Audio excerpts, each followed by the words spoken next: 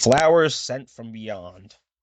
All the world loves a young All the world loves a lover, and Ralph Aarons was no exception. He was more than just an ordinary lover, though. He was engaged to the beautiful Helen Rawell, one of the runners-up in the finals for the Miss Universe contest from his home state, and he had already established himself as a 26-year-old boy wonder, business genius in the world of consumer financing.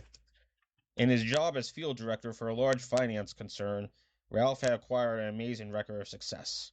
He was slated to go places and make big money while doing so, hence he was able to promise his fiancée, Helen, not only the moon and the stars, but their very own half-acre, three-bedroom, two-bath home in an exclusive section of their hometown. Helen, he said to her at their engagement party, I love you more than life itself. I want you to know it, and I want the whole world to know it too. There isn't anything I wouldn't do for you, even if it meant coming back from the dead. Little did Helen and their friends realize then how uncannily prophetic Ralph's words were. Despite their thinking at the time that he was merely emphasizing the intensity of his feeling for her, no one had any idea of what strange and unexplainable happenings were to take place in the years that lay ahead. Whenever Ralph and Helen had a special occasion to celebrate, he would send her a bouquet containing 3 red roses, 3 white carnations, and a single yellow rose. This floral gift had special meaning for them, for it personified the 3 boys and the 3 girls and the little number 7 child, gender undetermined, that they planned to have in their family. The yellow rose stands for the extra baby who will determine who's the boss around the house. If it's a boy, I'm the boss. And what if it's a girl? Helen would always laugh. Does that mean you'll relinquish the throne to me? Why, of course, madam, Ralph invariably answered, but the laughter was to be short-lived. 2 weeks before they were to be married, Ralph was killed in a tragic plane crash, and Helen's world crumbled around her. For Ralph had died on her birthday, April 12th. The first tragedy in her life was magnified sevenfold when a bouquet containing 3 red roses, 3 white carnations, and a single yellow rose arrived within the same hour that she received the heartbreaking news. But that bouquet was the first and last one she was to receive after Ralph's death, that she was able to trace directly to him.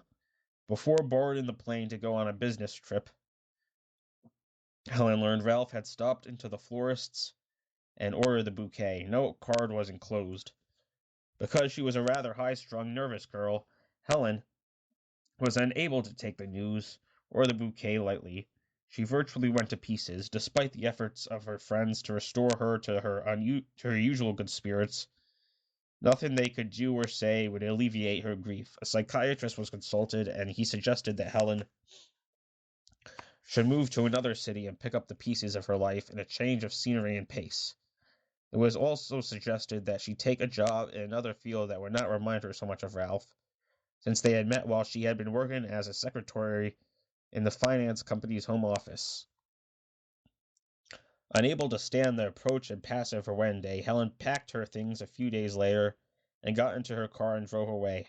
It was not until 8 months later that Helen's parents and friends learned of her whereabouts. She had vanished into thin air and had not written home except for a brief note stating that she was doing well and that no one should worry about her. Helen's parents and friends were due for a cruel shock when they found out that she had been committed to a mental hospital in another state.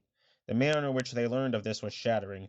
She had attempted to take her own life, and somehow, among her possessions and personal effects, one of the mental health workers had found her home address. A letter arrived asking that Helen's parents help defray the cost of her hospitalization and treatment.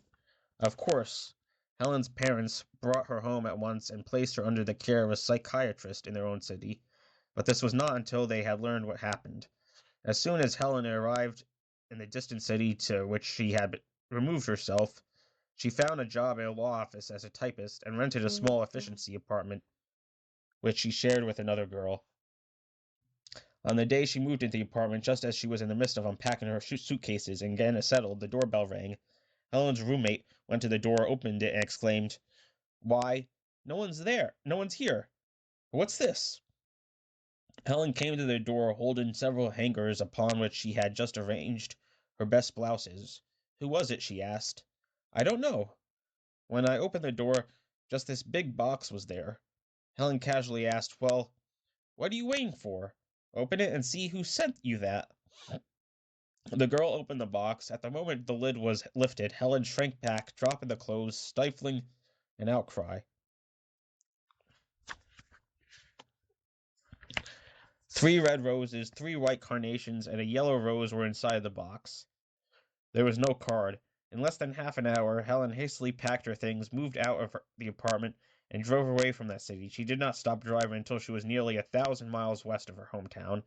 Again, she found a job, this time as a file clerk in an insurance company, and again she rented a small apartment, but one which she was to share with no one.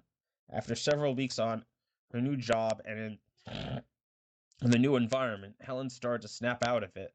A few of the young men with whom she worked began to ask for dates, and before long she was as busy as she wanted to be. Again, her new life was to be short-lived. The past caught up with her one night when she was entertaining a date and another young couple in her apartment. Helen was in the kitchenette, fixing sandwiches, when there was a rap on the front door. Get that, will you? She cried. A minute later, carrying a tray of canapes into the living room, Helen stopped in her tracks. Her date was slowly entering the room with a puzzled expression on his face. If that isn't the craziest thing, he said. I opened that door not 10 seconds after we heard the rap, but whoever it was must have vanished into thin air. He left this box for you, Helen.